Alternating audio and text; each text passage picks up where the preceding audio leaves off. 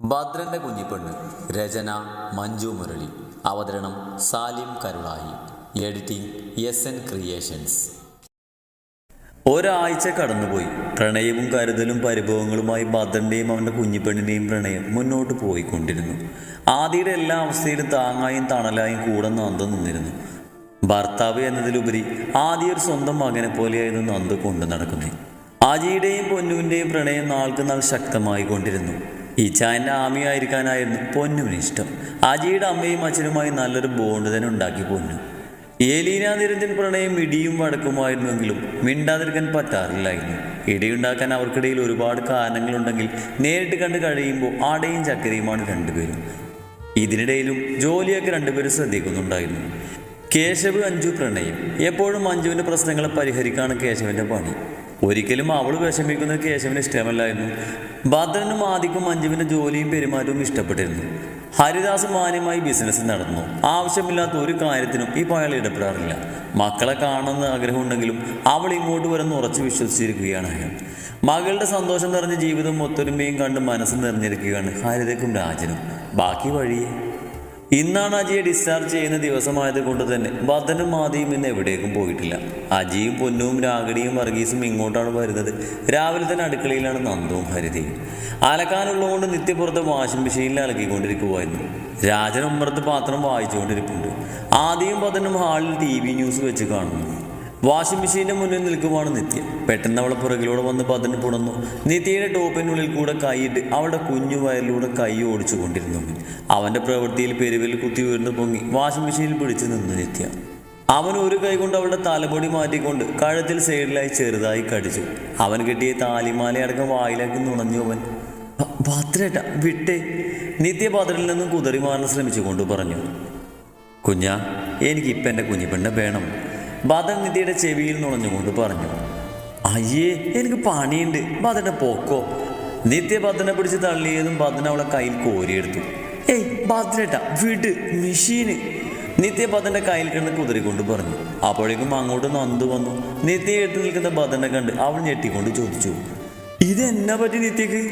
നന്ദു ചോദിച്ചു കേട്ട് ഭദ്രൻ ചിരിച്ചുകൊണ്ട് പറഞ്ഞു, അതോ കുഞ്ഞൊന്ന് കാല് തെറ്റി വീണു, അതാ എടുത്തിരിക്കുന്നേ.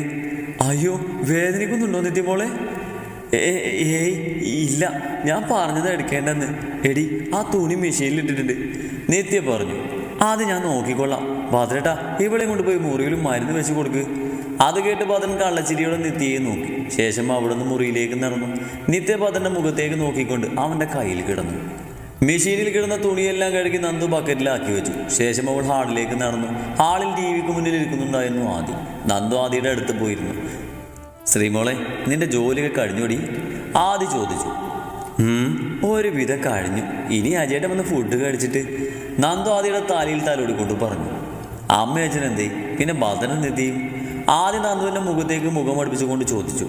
എല്ലാവരും അവരവരുടെ റൂമിലേക്ക് പോയി. ആണോ? എന്നാ എൻ്റെ ആദ്യയുടെ കഴുത്തിലൊരു ഉമ്മതാടി ശ്രീമോളെ. അതിന് നന്ദു ചിരിച്ചുകൊണ്ട് ആദ്യയുടെ മടിയിലേക്ക് കയറിയിരുന്നു. ആദ്യം നന്ദുവിൻ്റെ ഇടുപ്പിൽ അമർത്തി പിടിച്ചു. നന്ദുവിൻ്റെ മുഖം താഴ്ന്ന ആദ്യയുടെ കഴുത്തിലേക്ക് നീണ്ടു. കഴുത്തിൽ മുഖം ചേർത്തപ്പോൾ ചുംബിച്ചു. അവൻ്റെ ഗന്ധം അതവളിൽ പല വികാരങ്ങളും നിറച്ചു. നഗ്നമായ നിത്യയുടെ ശരീരത്തിലാകെ ഭദ്രന്റെ കണ്ണുകൾ അലഞ്ഞു നടന്നു. സ്വർണ്ണ നിറമുള്ള അവളുടെ കുഞ്ഞു വയലിലേക്ക് നാഭിച്ചുയിലേക്കും അവൻ പതിയെ വിരൽ കടത്തി. നിത്യ ഒന്ന് ഉയർന്നു പൊങ്ങി. പതിയെ ഭദ്രൻ അവളുടെ വയലിലേക്ക് മുഖം പൂഴ്ത്തിയതും ഭദ്രന്റെ തലയിൽ പിടിച്ച് ഉയർന്നു അവൾ. നിത്യയുടെ കുഞ്ഞു വയലിലും മൃദുലത നാവ് കൊണ്ടും ചുണ്ടുകൊണ്ടും അവൻ അറിഞ്ഞുകൊണ്ടിരുന്നു. അവൻ്റെ ചുണ്ടുകൾ പതിയെ മേലോട്ട് സഞ്ചാരപാത തീർത്തു. ഭദ്രൻ തൻ്റെ 2 കൈ കൊണ്ടും അവളുടെ മാറിനെ പിടിച്ചു. നിത്യയുടെ മാറിലേക്ക് മുഖം പൂഴ്ത്തിക്കൊണ്ട് അവിടെ മകൻ നുണഞ്ഞവൻ. ഭദ്രേട്ടാ. നിത്യയുടെ ശബ്ദം ആ റൂമിൽ മുഴങ്ങി. അവളുടെ ആ വിളി അതവൻ്റെ വികാരത്തെ കൂടുതൽ ഉത്തേജിപ്പിച്ചു. ഭദ്രൻ നിത്യയോട് പറഞ്ഞു. അവൻ്റെ ആ സംസാരം അവളിലൊരു കോരിത്തരിപ്പ് ഉണ്ടാക്കിയിരുന്നു. ഭദ്രൻ പതിയെ നിത്യയുടെ മാറിന വായിലേക്ക് നുണയാൻ തുടങ്ങി. അവൻ്റെ പല്ലും നാവും കൊണ്ടവൻ അവിടെ കളം വരച്ചു. ഇരുമാറിനെയും മാറി മാറി കയ്യിലെടുത്ത് കൊണ്ടവൻ നുണഞ്ഞു. കണ്ണടച്ചുകൊണ്ട് ഭദ്രന്റെ തലയിൽ തലോടിക്കൊണ്ടവൾ കിടന്നു. ഭദ്രൻ നിത്യയുടെ മാറിൽ നിന്നും മുഖമുയർത്തി അതിലേക്ക് നോക്കിക്കൊണ്ട് പറഞ്ഞു. നിത്യ ഒന്ന് മൂളി. ഭദ്രൻ നിത്യയുടെ കഴുത്തിലേക്ക് മുഖം ചേർത്തു. അവളുടെ കർപ്പൂരത്തിൻ്റെ ഗന്ധം അവനിലേക്ക് പടർന്നു. നിത്യയുടെ കഴുത്തിൽ പിടഞ്ഞു പോന്നി നിൽക്കുന്ന ഞരമ്പിനെ ചെറുതായി കടിച്ചു അവൻ. അവളുടെ കഴുത്തിൽ നാവുകൊണ്ട് പല്ലുകൊണ്ടും ഭദ്രൻ അലഞ്ഞു. കഴുത്തിൽ നിന്ന് മുഖം ഉയർത്തി നിത്യയുടെ സീമന്തരേഖയിലെ ചുവപ്പിൽ അവൻ മുത്തി. അവളുടെ കുഞ്ഞു മുഖം മുഴുവൻ അവൻ ചുംബനങ്ങൾ കൊണ്ട് മൂടി. അവൻ്റെ ആ പ്രവൃത്തിയിൽ കണ്ണടച്ച് കിടക്കുവാണ് അവൾ. ശ്രീകുട്ടി കണ്ണു തുറക്ക് കുഞ്ഞാ. അവൻ പറഞ്ഞതും അവൾ കണ്ണുകൾ തുറന്നു. ആ കുഞ്ഞു വിടുന്ന വെള്ളാരം കണ്ണുകളിൽ അവൻ അമർത്തി ചുംബിച്ചു. അവൻ അവളുടെ ഇളം പിങ്ക് ചുണ്ടിലേക്ക് അവൻ്റെ ചുണ്ട് ചേർത്ത് കൊണ്ട് നുണഞ്ഞെടുത്തു. അവളുടെ ചുണ്ടിൽ ഇളം മധുരം അവനെ കൂടുതൽ ഉത്തേജിപ്പിച്ചു. അവളുടെ കീച്ചുണ്ടിൽ അവൻ്റെ നാവ് കൊണ്ട് അമർത്തി തടവി പല്ല് കൊണ്ട് കടിച്ച് നുണഞ്ഞുകൊണ്ടിരുന്നു. അവൻ്റെ കൈ അവളുടെ കാലിടകിലേക്ക് സഞ്ചരിച്ചു. അവളുടെ പെൺമയിലേക്ക് ആഴ്ന്നിറങ്ങി അവൻ വേഗത്തിൽ അവൻ്റെ വിരലുകൾ ചലിച്ചുകൊണ്ട് അവളുടെ ചുണ്ടുകൾ നുണഞ്ഞുകൊണ്ടിരുന്നു. ബദൽ നിത്യയുടെ ചുണ്ടിനെ മോചിപ്പിച്ചുകൊണ്ട് അവളുടെ പെൺമയിലേക്ക് ചേകേറി അവിടെ മാകെ അവനെ നാവലഞ്ഞു. അവൻ്റെ കൈവിരലും നാവും ഒരുപോലെ അവളുടെ പെൺമയിൽ മാന്ത്രികത തീർത്തു. ഭദ്രേട്ട. വികാരം അതിൻ്റെ തീവ്രത കടന്നു പോയതും നിത്യയുടെ അരക്കെട്ടൊന്ന് വിറച്ചു. കുഞ്ഞാ, ഞാൻ എടുക്കുക. നിത്യയുടെ മുഖത്തേക്ക് നോക്കി അവളുടെ മേലെ കയറി കിടന്നുകൊണ്ട് ഭദ്രൻ പറഞ്ഞു. നിത്യൊന്ന് മൂളിയതും പതൻ പതിയെ അവളിലേക്ക് ആഴ്ന്നിറങ്ങാൻ തുടങ്ങി. നിത്യയുടെ കാലുകളിൽ അകന്നു. ഭദ്രൻ മേലോട്ടും താഴോട്ടും ചലിക്കാൻ തുടങ്ങി. പതിയെ ഭദ്രന്റെ സ്പീഡ് കൂടാൻ തുടങ്ങി. വേഗത്തിൽ അവൻ അവളിലേക്ക് ആഴ്ന്നിറങ്ങിക്കൊണ്ടിരുന്നു. കണ്ണുകൾ അടച്ച് ഭദ്രന്റെ തീവ്ര പ്രണയം ഏറ്റുവാങ്ങിക്കൊണ്ട് നിത്യ അവന് താഴെ കിടന്നു. ആശുപത്രിയിൽ നിന്നും ഡിസ്ചാർജായി അജിയും പൊന്നുവും വർഗീസ് രാഗിണിയും ഇറങ്ങി. അജിയുടെ തലയിലെ സ്റ്റിച്ച് വെട്ടി പൊന്നുവിൻ്റെയും. എങ്കിലും ഇപ്പോൾ വണ്ടി വർഗീസ് എടുക്കാമെന്ന് പറഞ്ഞു. രാഗിണി കോ ഡ്രൈവ് സീറ്റിൽ കയറി. പൊന്നുവും അജിയും ബാക്ക് സീറ്റിലും കയറി. വണ്ടി ആശുപത്രി കോമ്പൗണ്ട് വിട്ട് പൊന്നുവിൻ്റെ വീട്ടിലേക്ക് പോയി. 1 മണിക്കൂറിനുള്ളിൽ വീടിൻ്റെ ഗേറ്റ് കിടന്ന് വർഗീസിൻ്റെ കാർ അവിടെ വന്നു നിന്നു. ഇതാണ് മോളെ വീട്? രാഗിണി ചോദിച്ചു. ആ, ഇതാണ് നമ്മളെല്ലാവരുടെയും വീട്, സ്നേഹ വീട്. പൊന്നു രാഗിണിയെ ചേർത്ത് പിടിച്ചുകൊണ്ട് പറഞ്ഞു. അതെ, ഇവിടെ വഴക്കും പരിഭവവും തമാശയും പ്രണയും മാത്രമേ ഉള്ളൂ. ഇവിടെ പദവികളില്ല, പ്രായമില്ല, എല്ലാവരും ഒരുപോലെയാണ് എന്ന് കരുതി ബഹുമാനമുണ്ട്. ആജി പറഞ്ഞു നിർത്തി. വർഗീസ് രാഗിണിയും ചിരിയോടെ നോക്കിയാൽ സ്നേഹപ്പെടുന്നേ. തങ്ങളുടെ മകൻ്റെ മാറ്റം ഈ വീടും ഈ വീട്ടിലെ പിള്ളേരും ഈ പെൺകുട്ടിയുമാണെന്ന് ഉൾക്കൊണ്ടുകൊണ്ട് കോളിംഗ് ബെല്ലടിക്കുന്ന ശബ്ദം കേട്ട് നന്ദുവിൻ്റെ മടിയിൽ കിടന്ന് ആദ്യം എഴുന്നേറ്റു. നന്ദു എഴുന്നേറ്റ് വാതിലിൻ്റെ അടുത്തേക്ക് നടന്നു. നന്ദു വാതിൽ തുറന്നു അജി അവളുടെ മുന്നിലേക്ക് ചാടി. പെട്ടെന്നായതുകൊണ്ട് തന്നെ നന്ദു ഒന്ന് പേടിച്ചു. ഹോ, എന്താ മനുഷ്യത്, പേടിപ്പിക്കുന്നോ? നന്ദു നെഞ്ചിൽ കൈവച്ചുകൊണ്ട് പറഞ്ഞു. ഒരു സർപ്രൈസ്. അജി ചിരിച്ചുകൊണ്ട് പറഞ്ഞു. പിന്നെ ഇതല്ല സർപ്രൈസ്. എവിടെ എൻ്റെ പൊന്നും അമ്മായിയും മാമനും? ഞാനിവിടെ ഉണ്ട്. പൊന്നു അജിയുടെ മറവിൽ നിന്നുകൊണ്ട് പറഞ്ഞു. ആ, അവിടെ നിൽക്കുക, കയറി വാ. ആദ്യം പറഞ്ഞു. എല്ലാവരും ചിരിയോടെ അകത്തേക്ക് കയറി സോഫയിൽ ഇരുന്നു കൊണ്ട് വർഗീസ് ചോദിച്ചു. അളിയൻ എന്തേ? വർഗീസ് ചോദിച്ചു. അച്ഛനമ്മയൊക്കെ എടുക്കാൻ പോയി. എവിടെ അദ്ദേഹത്തെ നിത്യേട്ടനും പതേട്ടനും? പൊന്നു ചോദിച്ചു. അവര് റൂം പോയി. അച്ഛനെ അമ്മയെ ഞാൻ വിളിച്ചിട്ട് വരാം. നന്ദേട്ടി കുടിക്കാൻ വല്ലതും തരുമോ? ആ, ഇപ്പം കൊണ്ടുവരാം. നന്ദു അതും പറഞ്ഞ് അടുക്കളയിലേക്ക് നടന്നു. പൊന്നു നന്ദുവിൻ്റെ അച്ഛനെയും അമ്മയും വിളിക്കാൻ വേണ്ടി മുകളിലേക്ക് പോയി. നെഞ്ചിൽ കിടക്കുന്നവനെ കുഞ്ഞു ചിരിയോടെ നോക്കിക്കൊണ്ട് നിത്യ പതിയെ അവൻ്റെ നെറ്റിയിൽ ചുണ്ടു ചേർത്തു. ഭദ്രേട്ട, എനിക്ക് താഴെ പോവാം. അവിടെ അജിയും പൊന്നൊക്കെ വന്നിട്ടുണ്ടെന്ന് തോന്നുന്നു. ഇപ്പം എണീക്കാൻ കുഞ്ഞാ, കുറച്ച് നേരം കൂടെ ഇങ്ങനെ കിടക്കട്ടെ. ഇനി പിന്നെ കിടക്കാം. ഇപ്പം താഴേക്ക് വാ. വന്നേ. നിത്യ അതും പറഞ്ഞ് എഴുന്നേറ്റു. കുഞ്ഞാ, എന്തേ? ഐ ലവ് യു കുഞ്ഞാ. ഭദ്രൻ പറഞ്ഞത് കേട്ട് കുഞ്ഞു ചിരിയോടെ നിത്യ പറഞ്ഞു. ഐ ലവ് യു ഭദ്രേട്ടാ. നിത്യ പറഞ്ഞത് കേട്ട് ചിരിയോടെ ഭദ്രൻ എണീറ്റ് ഡ്രസ്സ് മാറി. നിത്യയും കൂടി ഡ്രസ്സ് മാറിയ ശേഷം അവർ രണ്ടുപേരും കൂടെ താഴേക്ക് നടന്നു.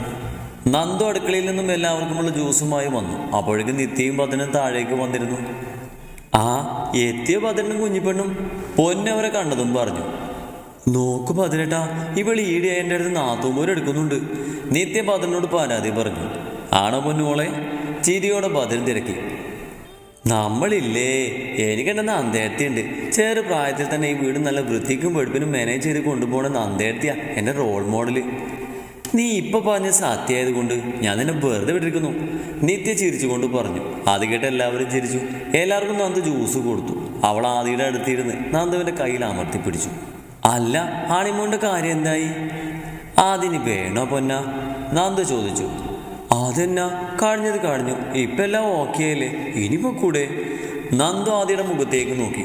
അവന് വിഷമായാൽ അതവൾക്ക് സഹിക്കാൻ പറ്റില്ലായിരുന്നു. എന്നാൽ ആദിയുടെ മുഖത്ത് ചിരിയായിരുന്നു. ഒരു കാര്യം ചെയ്യും, നിങ്ങൾ ഒരുമിച്ച് പോ. ഒരു ജോഡി ഒരു സ്ഥലത്തേക്കും മറ്റേ ജോഡി വേറെ സ്ഥലത്തേക്കും അങ്ങനെ പോയിക്കൂടെ? ആ, അങ്ങനെ ചെയ്യല്ലേ ഭദ്ര? ആദ്യം പറഞ്ഞു. ഏതായാലും ഈ മാസം കഴിയട്ടെ, എന്നിട്ട് എവിടേക്കാണ് പോകേണ്ടതെന്ന് തീരുമാനിക്കാം. അത് മതി. അപ്പോൾ പൊന്നുമോളുടെ കല്യാണം? അത് നമ്മൾ പഠിക്കല്ലേ, പഠിപ്പ് കഴിയട്ടെ എന്നിട്ട് നോക്കാം. പ്ലാൻ ചെയ്തതിനും അപ്പുറമായെന്നും ഭദ്രൻ്റെ മറുപടി. പൊന്നും അജിയും ഒന്നും മിണ്ടിയില്ല. പൊന്നും ആദ്യം മുഖത്തോട് മുഖം നോക്കി. അങ്ങനെ ദിവസങ്ങൾ കടന്നുപോയി. ഇന്നാണ് അജി വീട്ടിലേക്ക് തിരിച്ചു പോകുന്നത്. എല്ലാവരും ഫുഡ് കഴിച്ചിട്ട് ഉമ്മറത്തേക്ക് നടന്നു. അമ്മ, അച്ഛ, കുറച്ച് ദിവസം കഴിഞ്ഞിട്ട് പോയാൽ പോരെ? നന്ദു ഹരിതയോടും രാജനോടും ചോദിച്ചു. വേണ്ട മോളെ, ഇന്ന് പോണം. അവിടെ വീട്ടിൽ ഒരുപാട് ജോലിയുണ്ട്. ആജിയേട്ടന് കുറച്ച് ദിവസം കഴിഞ്ഞ് പോയാൽ പോരെ? അതന്നെ. ഭദ്രനും കൂടെ ചേർന്നു. ഏയ് വേണ്ട, എനിക്ക് നാളെ ജോലിക്ക് കയറണം. ശരി മോളെ, ഞങ്ങൾ ഇറങ്ങട്ടെ, രാഗിണിയും ചോദിച്ചു. അങ്ങനെ യാത്ര പറഞ്ഞ് എല്ലാവരും ഇറങ്ങി. രാജനും ഹരിതയും വർഗീസും രാഗിണിയും അജിയും ആ വീട് വിട്ട് അവിടുന്ന് പോയി. മോളെ പൊന്നു, നാളെ നിന്നൊരു കൂട്ടർ പെണ്ണ് കാണാൻ വരുന്നുണ്ട്. ഭദ്രൻ പറഞ്ഞത് കേട്ട് ഞെട്ടലോടെ പൊന്നു എല്ലാവരെയും നോക്കി. എന്താ പെട്ടെന്ന്? പൊന്നു ചോദിച്ചു. പെട്ടെന്നൊന്നുമല്ല, മോൾക്ക് കല്യാണം വേണ്ടേ? പൊന്നു തല താഴ്ത്തിക്കൊണ്ട് പറഞ്ഞു. ആ എന്നാ മോൾ ക്ലാസ്സിലേക്ക് പോക്കോ. ഭദ്രൻ പറഞ്ഞതും പൊന്നു അകത്തേക്ക് കയറിപ്പോയി. ഇതൊക്കെ വേണോടാ? ആദ്യം ചോദിച്ചു. പിന്നെ അല്ലാതെ ഇത് വേണം.